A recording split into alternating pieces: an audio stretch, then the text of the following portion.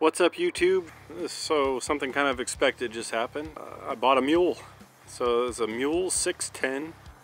I'm not actually sure what year it is yet, but it's a Mule 610. The guy had posted it. It had been up for 14 minutes. Called him and I said I'd come right over and buy it. So I pretty much without even thinking about it or anything, I drove over and bought this mule. I got this mule now, guys. It's a 4x4 mule, Kawasaki Mule. See, it's the 4-wheel drive logo right there. So it's a 4-wheel drive mule. It's got a tow hitch on the back, which is pretty cool. Tires are a little bit worn out and they're a little weather checked. So the story goes, he said he got it in an auction. He didn't tell me what he paid for it. I paid about $2 grand for it. In this area, you really don't see these used very often. And the fact that it was running, ready to ride, really nice guy. They were moving out of the area. He didn't have any room, so he was selling it for fairly cheap, and I was the first one to call. I don't really have two hands. I'll probably do a better video later, but you lift this up and you can actually see the engine underneath there. I'm not really even actually sure. Oh, it looks like it's got a latch right here to latch it down. So do another video later when I have more hands. But yeah, here's our new mule, guys.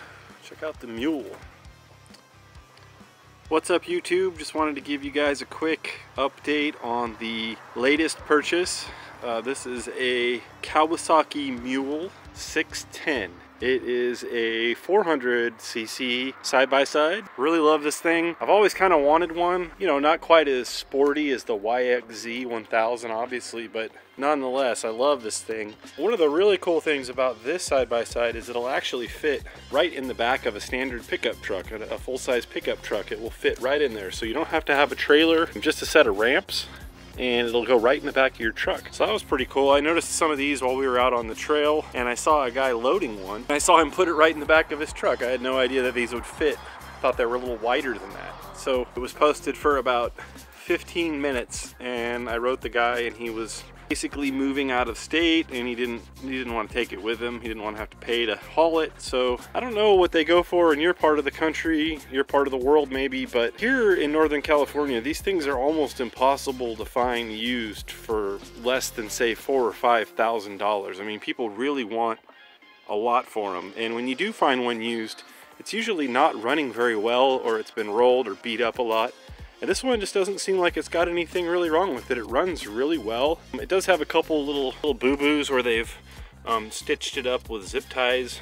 Why they decided to put the ugly part of the zip tie on the outside and not the inside, I don't know. But I might just shave the fenders down to make it look a little better. I haven't really decided yet. So far, the only thing I can really complain about is that all of the tires are really weather checked. I don't know how well you guys can see that on this cell phone camera, so I don't have the GoPro out right now. I don't know if you guys can see that, but all of the tires look like this. They are all holding air, surprisingly. But I mean, if you guys have watched my videos, then you know where we go far out into the woods. I really don't want to trust something like that, especially when there's no spare on this rig. So before I take it out on the trails, do any kind of exploring or any kind of trail riding at all, I'm gonna get some new tires for this thing. So a little scratched up hood. Tires are a little old. I think it has a couple of little holes in the seat. One little hole there. So I'll probably recover the bench. But other than that, this thing really runs well. You can see I got my saw in the back. We had a pretty big storm here last week. I got about a foot of snow. I know a lot of you guys that live back east or maybe in the mountains here, you know, a foot of snow is like nothing. It's a joke, right? But here where I'm from in Northern California, we never get snow. Like a foot of snow is pretty much the most snow I've ever seen here before. So all the trees in the area fell down. We had no power, no internet for the last week, and it's been like living in the dark ages. And anyway, now I'm back online. I've got power. I can charge my cameras and phones and things and take some more videos. And of course, internet helps when you're trying to post a YouTube video as well. So we're all back online and everything, but my point of telling you that whole story was that I've had the chainsaw out since last week. We've been cutting a lot of branches and things that were down, and this thing has just been so helpful. Ever since we got it, I've been using it, even with the cracked tires, to haul branches and brush and logs and things. I'll show you guys, this is just one of the trees. I don't really know how I'm going to get it off of there. It's a lot bigger branch than you can probably tell on video, but there's actually 2 branches there that are hung up in the tree. You can kind of see it up there. It broke off, and it's just laying on this brand new shed that I just built for Twinkle about a year ago. It's not even a year old. Probably got a couple $1,000s in materials and stuff into this brand new shed, and now I've got to half a tree laying on it. So yeah, anyhow, the morning after the storm we woke up, we were actually kind of trapped in our house because the driveway was all blocked off from trees that had fallen down. But it was actually quite a bit of wood we had to cut up and move, get the driveway cleared up for the neighbors and stuff like that. We don't have 4x4 and the mailman and that kind of thing, the mail lady. So anyhow, guys, this is the Mule. This is the latest project. I haven't actually decided yet if we're gonna keep it long term or if we're just gonna basically flip it. But I think either way, whether I keep it or flip it, I'll definitely put some new tires on it, kind of give it a little tune-up. But yeah, guys, what do you think? Should I keep it and use it as a trail vehicle and around the house? Or should I flip it and try and get something else? Let me know what you guys think in the comments below. Fix it or flip it. I really like it. I think it's really cool. It definitely is, you know, it's a slower vehicle, but it's really narrow. It's really easy to get in and out of. It's not very difficult to climb in and out of. I wouldn't want to roll it because there's really, like, these seatbelts these are kind of a joke. I think when I did the video earlier, I told you guys this bed flips up. I'm not going to try and do it with one hand, but the engine is actually down here underneath the bed. See there? And it's got a nice little tow hitch on the back. Standard receiver, so I can put a little trailer behind it. The only other thing that it has wrong with it is that the choke cable is currently froze up. I went ahead, I already ordered one of those off of eBay. So I've got a choke cable coming in already. I don't know if this pulls up. Oh, it does. Look at that. There's a whole cargo area in there. I had no idea that was even there. So there's a little prop here. Looks like you just undo the prop and it goes back down. That's pretty cool. Yeah. So you can keep your lunch and stuff in there, and you got your cup holders here, one on each side. And, it's super easy to drive. It's just got a brake pedal down there and a gas pedal, so what you would expect, no clutch. And then I haven't even tried the differential lock, but it does have the differential lock here. I've left it in unlock. There's the frozen choke I talked about. Assuming this is probably like overheating, can't actually read the labels. I'll have to go in and see what those are for. There's the hour meter. See, it had 1,111 hours when we bought it. It has a reverse, neutral, high, and low. And so the only thing you have to remember when you're shifting is to not like rev it up first. You have to let it idle down before you shift between the gears. Looks like it was for popping the hood originally. Maybe the hood's permanently popped now, kind of looks like. So maybe I'll put, I don't know, like a bungee cord or something on there to keep that from flopping around if we do go on the trails, or try and fix the latch. Here's the switch between 4-wheel drive and 2-wheel drive. I have not tried that yet to see if that works. We'll test that out later. Here's the key for turning it on and off. It's just off, on, and then start. You only have to hold it to start for a second, and then it seems to fire right up, even with no choke. I just put my foot on the gas a little bit. The power outlet, haven't tested that to see if that works yet, but that's pretty cool. It's got a cigarette lighter, so you can charge your cell phone or whatever you want to do there. Maybe charge up the GoPro for a long trip. Glove box. It's actually got a little glove box. It's like it's got a Wix oil filter in there in the owner's manual, and a very dirty spare air filter. That's pretty cool.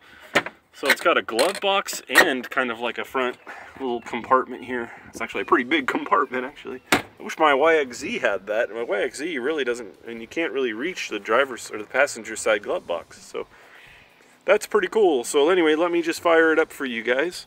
And again, I got my foot on the gas just a little bit down there, just a tiny bit because the choke doesn't work. And go to on and start.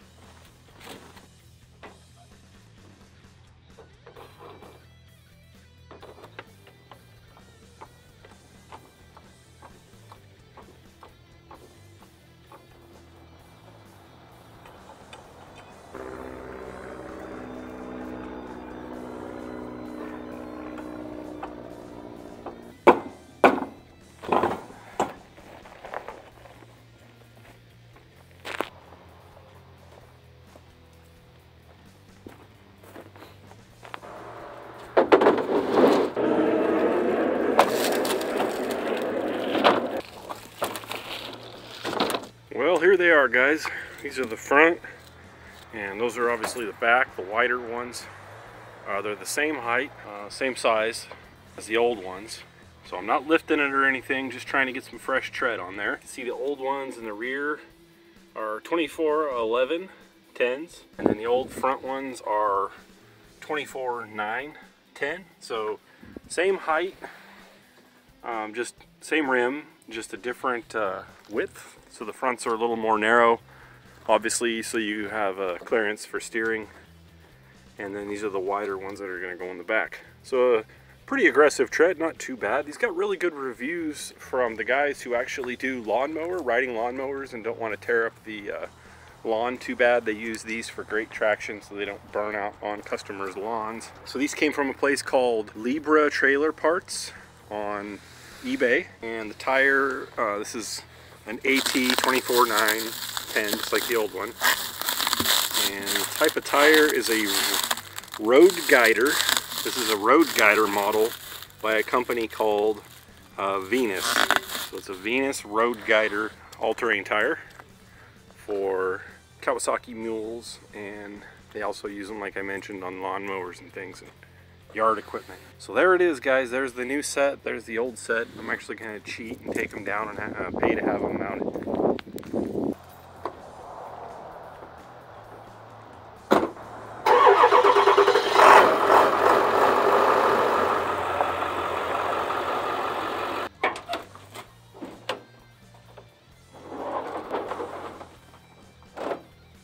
Right, got them all mounted up back at the house.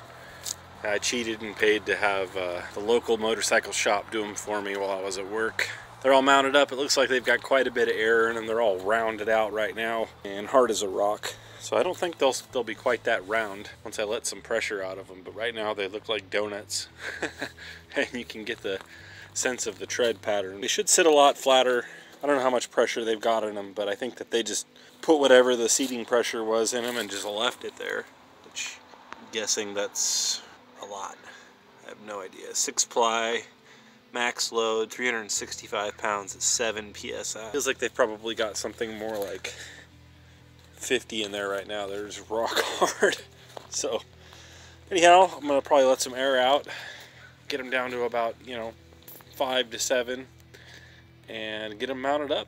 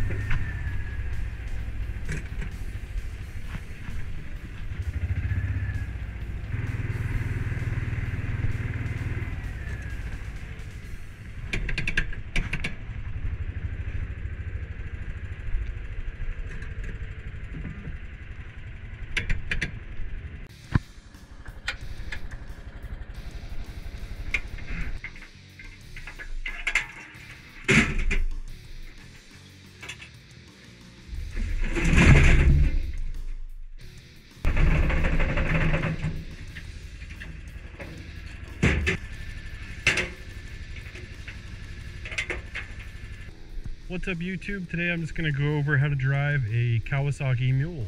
So this is a Mule 610, kind of an older model. This is a 2005, but I think that the directions should be pretty much the same for any of you Kawasaki Mule drivers. So I'm just going to crawl in here. As soon as I start looking at the dash, the first thing I see over here is the differential lock. So this differential gear lock, this is for locking the rear wheels together so that it drives more like a tank. This would be for extremely rough conditions.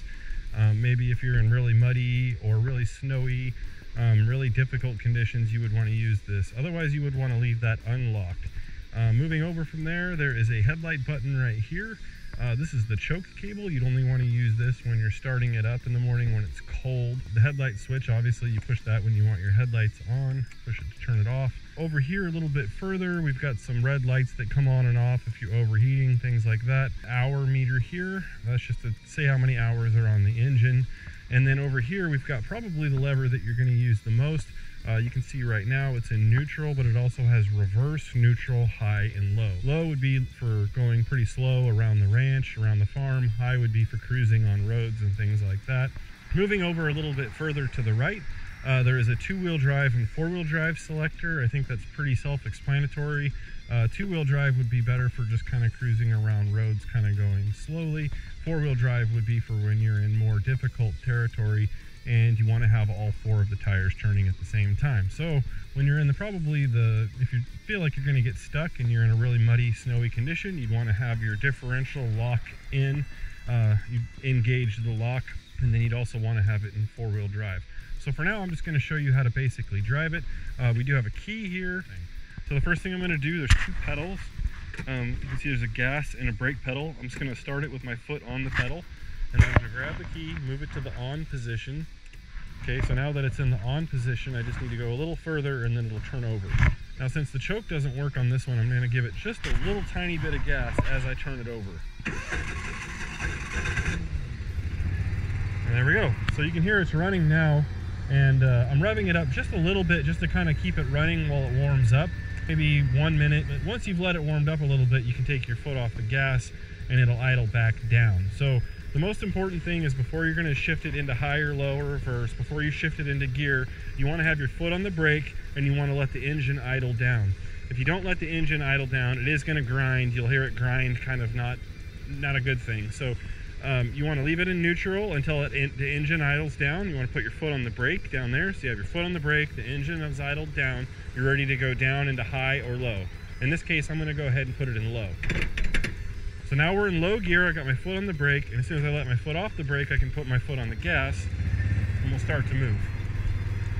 So now that's as easy as it is. I'm just going to steer with the steering wheel, and it's fully automatic other than just keeping my foot on the gas down there.